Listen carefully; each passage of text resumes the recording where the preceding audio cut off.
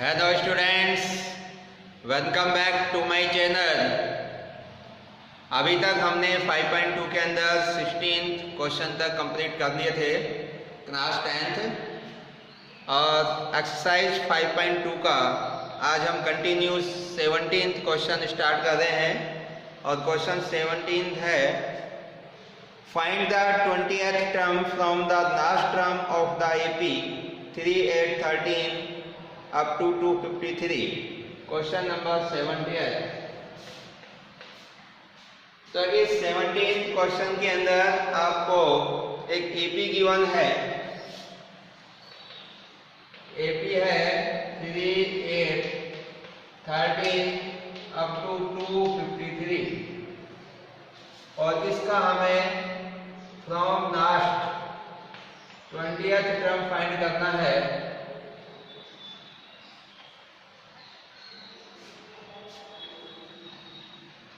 From last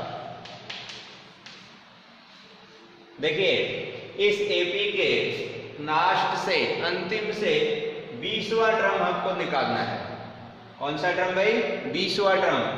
तो 20वां term निकालने का जो सिंबल बनेगा 820, इसको लिख सकते हैं हम। तो जो 820 आपको 20वां टर्म निकालना है वो कहां से काउंटिंग करते हुए? अंतिम टर्म से, लास्ट से। तो देखिए, जब हम इसको इधर से काउंटिंग करेंगे तो ये आपका फर्स्ट टर्म बन जाएगा। इससे जो पहले वाला टर्म होगा वो सेकंड टर्म, फिर इससे पहले वाला होगा वो थर्ड टर्म।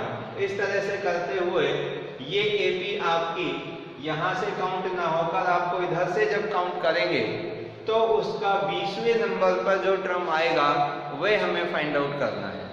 यानी कि क्या फाइंड आउट करना है आपको? A20। तो A20 निकालने के लिए अब हमारा फॉर्मूला वही काम आएगा जैसा कि आपने पहले पढ़ा था, सिर्फ अंतर इतना होगा। क्या होगा? देखिए, हमने जो A20 का फॉर्मूला पढ़ा था, यानी कि 20वां टर्म निकालने का, an = a + n - 1 × d, इसको हम जानते थे। ये होता था नहीं? अब 20वां टर्म आपको निकालना है। इसका मतलब यहाँ पर n के स्थान पर कितना हो जाएगा? 20।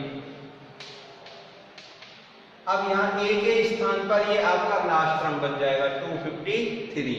ये लास्ट टर्म हो जाएगा। इसको आप an लिख सकते हैं या n लिख सकते हैं। अब देखिए, जब ये एपी आपकी, जब हम यहाँ से काउंटिंग करना शुरू करते थे,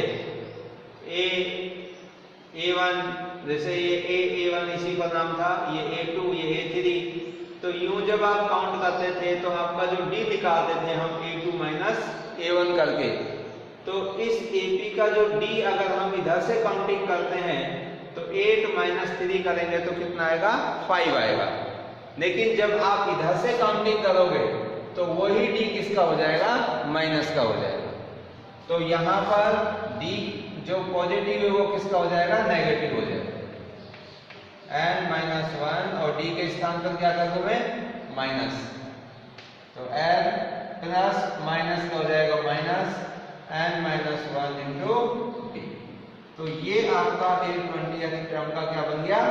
फॉर्मूला बन गया कि आपको अगर 20वां टर्म निकालना है तो ये फॉर्मूला काम ले लेंगे। यहाँ पर n है जो आपका लास्ट टर्म हो जाएगा 253, d इसका कॉमन डिफरेंस। अब कॉमन डिफरेंस इसका कितना रखेंगे? d के स्थान पर 5, क्योंकि जो मैंने बताया था कि पीछे से काउंट करना है तो उसका मैंने माइनस इस प्लस से मल्टीप्लाई करके ऑलरेडी यहाँ पे लगा दिया है। तो d के स्थान पर 5 करेंगे और n के स्थान पर 20 कर देंगे तो फ्रॉम लास्ट आपका 20th टर्म है जो फाइंड आउट हो जाएगा। क्लियर है? तो देखिए, ये तो था ये फॉर्मूला निकालने का एक तरीका। इस तरीके से हम इस फॉर्मूले का यूज इसमें कर सकते हैं। तो देखो, इसको आप डायरेक्टली इन दो टर्म को छोड़कर ये वाला फॉर्मूला भी आप याद रख सकते हैं। यहाँ से हम स्टार्ट कर दें तो भी हमारा ये 20th टर्म है जो फाइंड आउट हो जाएगा। तो देखिए, अब इसको मैं यहाँ से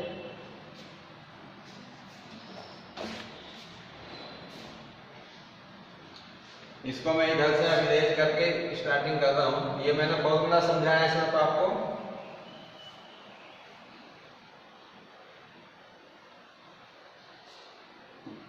तो हमारा 20th टर्म फाइंड करने का फॉर्मूला बन जाएगा now A20 is equal to n minus n minus 1 into d, where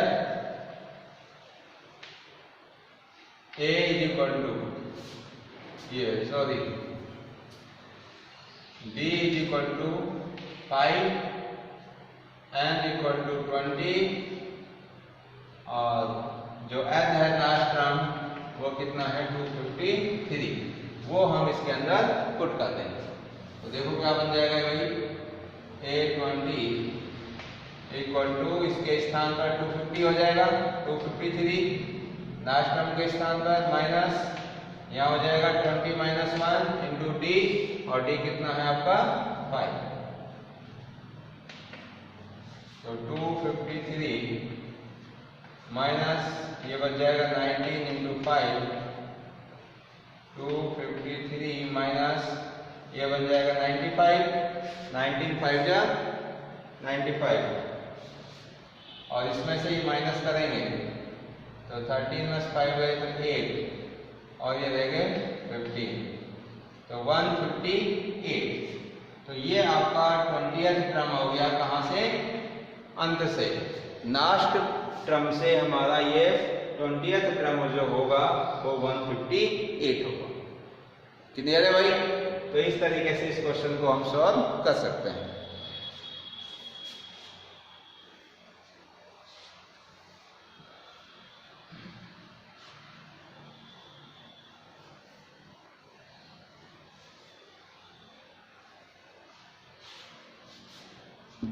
देखिए भाई नेक्स्ट क्वेश्चन है इसका 18। The sum of the 4th and 8th term of an AP is 24 and sum of the 6th and 10th term is 44. Find the first 3 term of the AP. Question number है आपका 18।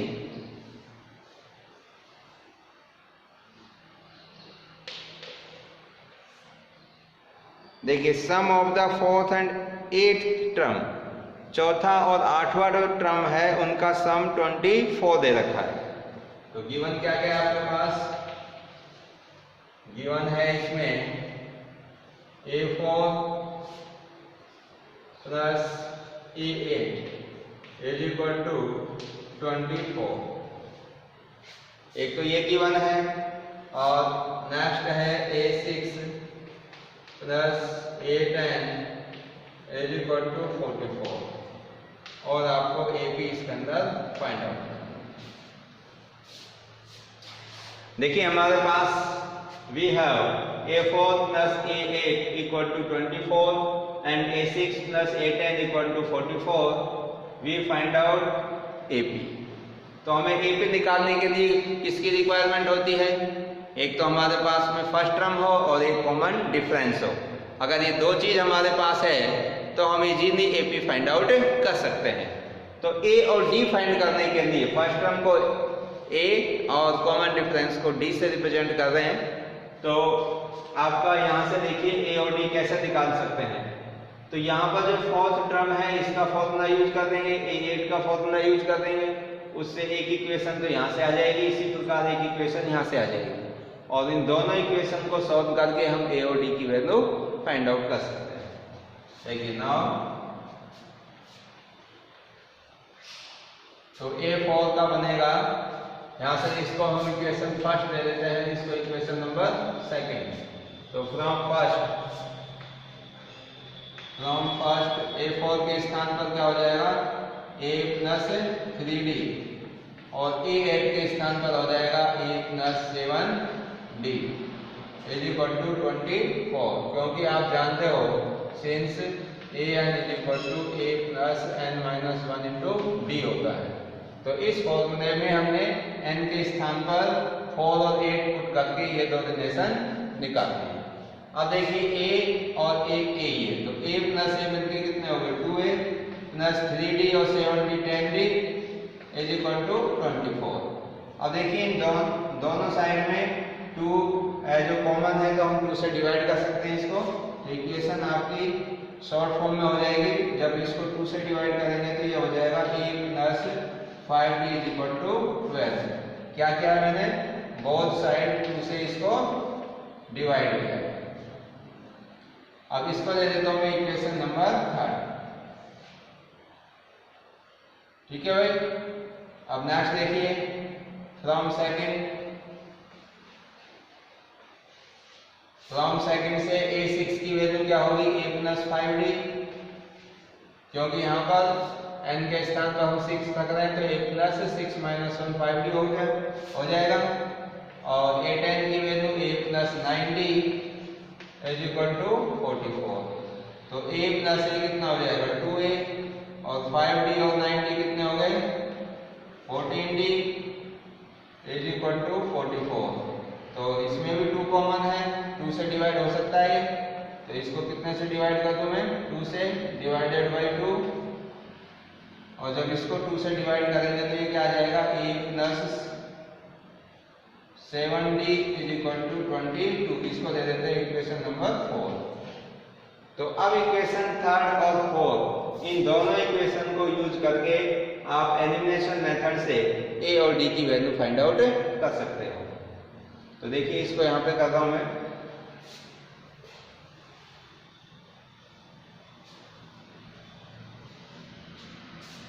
तो from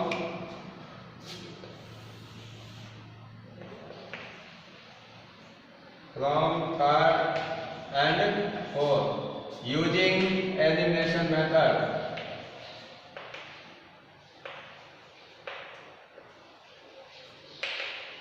using elimination method, तो a plus 5d, ये equation आपकी 3rd है, a plus 5d is equal to 12। और 4th क्या है, a plus 7d, a plus 7d is equal to 22। कौन सा मेथड लगा रहे हैं हम इसमें, एलिमिनेशन मेथड। और एलिमिनेशन मेथड में आपको पता है एक वेरिएबल को एलिमिनेट करना होता है। तो यहाँ पे देखिए जो a के कोफिशिएंट है वो सेम है, ये भी प्लस का ये प्लस का है। अगर इस इक्वेशन में से मैं इसको माइनस कर दूं तो ये जो a है वो क्या हो जाएगा, एलिमिनेट हो जाएगा, फिनिश हो जाएगा। तो ये माइनस माइनस माइनस, तो ये कैंसिल हो गया।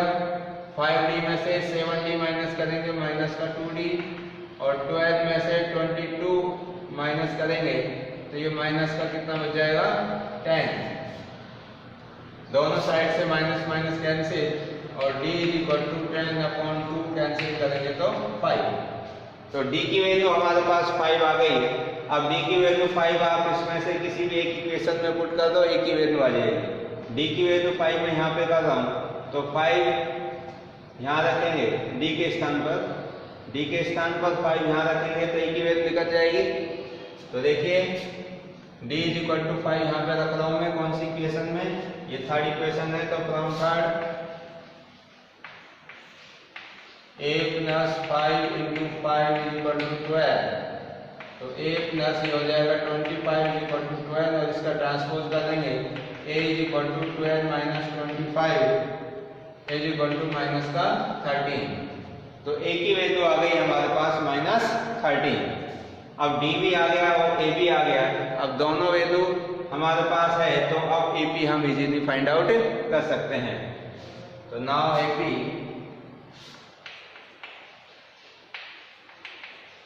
विल बी, तो आपको पता है AP का जो जनरल फॉर्म होता है वो इस प्रकार से होता है, a plus b a plus 2d, इस तरह से। तो a हमारा फर्स्ट टर्म कितना है minus 13,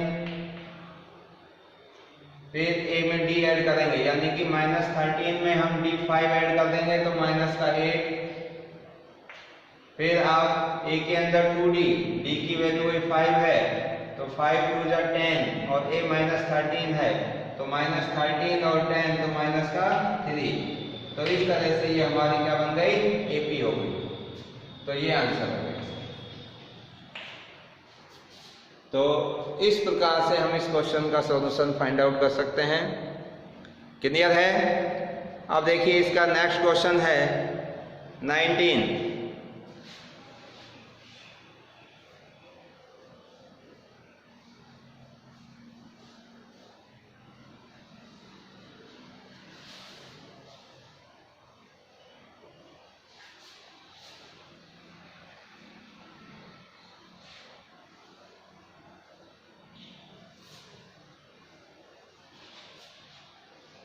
Question number 19 is Subha Rao started work in 1995 at an annual salary of rupees 5,000 and received an increment of 200 rupees each year.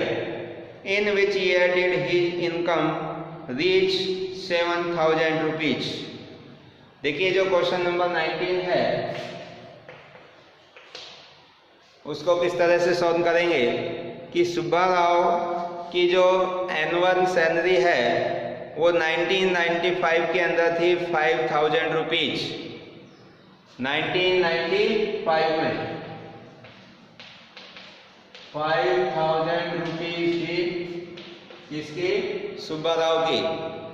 अब इसकी salary के अंदर इंक्रीमेंट होता है 200 रुपीज पर ईयर, यानी कि 1995 में है 5,000 तो 1996 में कितना हो जाएगा? इसमें 200 प्लस हो जाएगा। 5,000 में प्लस 200 करेंगे तो ये हो जाएगा 5,200 रुपीज। इसी प्रकार से फिर आपका नेक्स्ट ईयर फिर 200 इसके अंदर ऐड हो जाएगा और 1997 के अंदर हो जाएगा आपका 5,200 plus 200 is equal to 5,400 rupees. तो आप देख रहे हैं इस प्रकार से 5,000 के बाद में 5,200 फिर 5,400 फिर 5,600। तो इस तरीके से ये हमारे पास में एक क्या बन जाएगी? एपी बन जाएगी। और इस हिसाब से उसका इंक्रीमेंट होता गया। तो in which year did his income reach 7,000? तो ये कह रहा है कौन सी ईयर में। तो इसी प्रकार से ये ईयर चलती गई तो कौन सी ईयर में जाके जो ये इनकम है वो कितनी हो जाएगी आपकी? 7,000 रुपीज। ये आपको बताना है। तो देखिए आप देख रहे हो कि इसी हिसाब से इंक्रीमेंट इसका कंटिन्यू होता गया। तो कौन सी ईयर में? वह 1999 में या 2000 में या 2005 के अंदर कौन सी ईयर में उसकी जो सैलरी है वो 7,000 हो जाएगी, यानी कि 7,000 पर पहुंच जाएगी। ये हमें पता करना है। तो इस प्रकार से हम देख रहे हैं तो ये एक एपी को मेंटेन करती हुई एक सीरीज बन रही है। ये जो इसकी सैलरी है वो क्या बना रही है? एक एपी बनाती है। तो ये इस एपी का फर्स्ट टर्म हो जाएगा, ये सेकंड टर्म, ये थर्ड टर्म और इसी प्रकार से ये कौन सा टर्म हो जाएगा? Last term.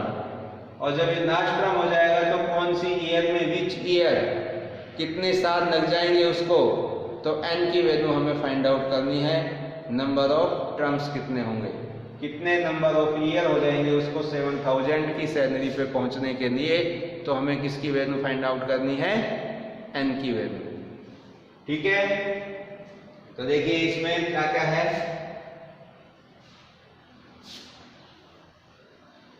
तो इस प्रकार से ये आगे चलता जाएगा। तो कौन सी ईयर में 7,000 हो जाएंगे ये हमें पता करनी है। तो इसके लिए ये क्या बन रही है? एपी। सो 5,000, 5,200, 5,400 4-man AP, 4-man AP। ये एपी की फॉर्म में है और कहां तक है ये आपको? इस तरह से 7,000 तक।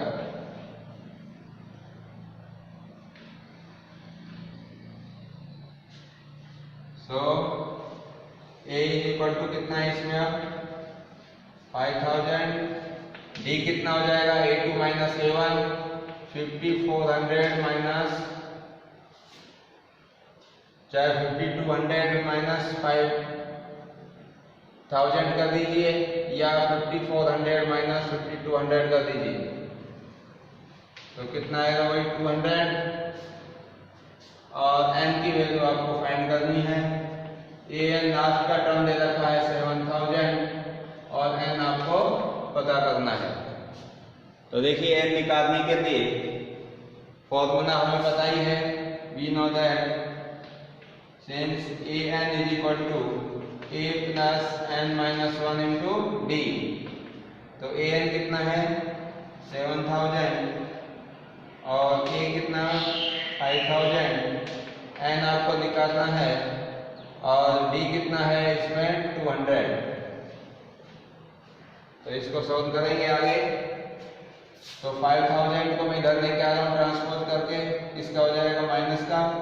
तो 7000 माइनस 5000 इक्वल टू 200 से मल्टीप्लाई करेंगे तो 200 माइनस 200। अब देखिए इधर बच जाएगा कितना 200 2000 बच जाएगा। 7000 में से 5000 माइनस करेंगे तो ये हो जाएगा 2000 और इधर बचेगा 200 माइनस का 200। अब ये कांस्टेंट ये भी कांस्टेंट, तो इस कांस्टेंट को इधर ले आता हूं मैं। तो 2000 में ये 200 माइनस का इधर आके प्लस हो जाएगा और ये कितना बन जाएगा भाई 2200 इज इक्वल टू 200n। अब यहाँ से n की वैल्यू निकाल दी तो 200 से इसको क्या कर देंगे डिवाइड, चाहे तो यहीं से कैंसिल भी कर सकते हैं, 2 से ही कट जाएगा 11 और n की वैल्यू कितनी आ जाएगी 11 आ गई।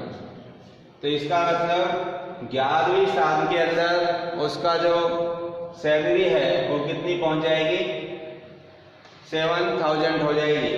अब उसने पूछिए इन विच ईयर, कौन सी ईयर, 1995 के अंदर तो 5000 थी। अब इस ईयर में आप 11 साल और ऐड कर देंगे तब जाकर के नहीं उसकी जो सैलरी है वो 7000 हो जाएगी।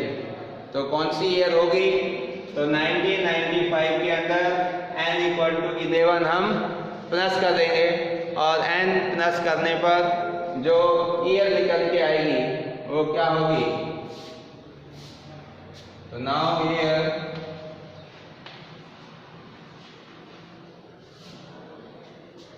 तो ये आपका 11वीं साल के अंदर होगी।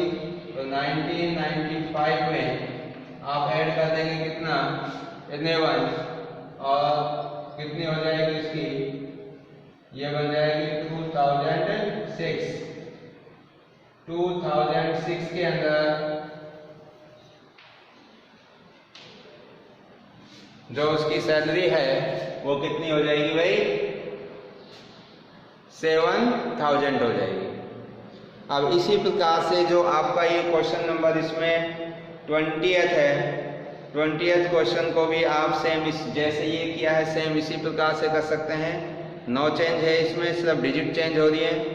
तो ये वाली 5.2 एक्सरसाइज आपकी कंप्लीट हो गई और यहाँ तक के जो भी क्वेश्चंस हैं उनको आप पूरा करिए।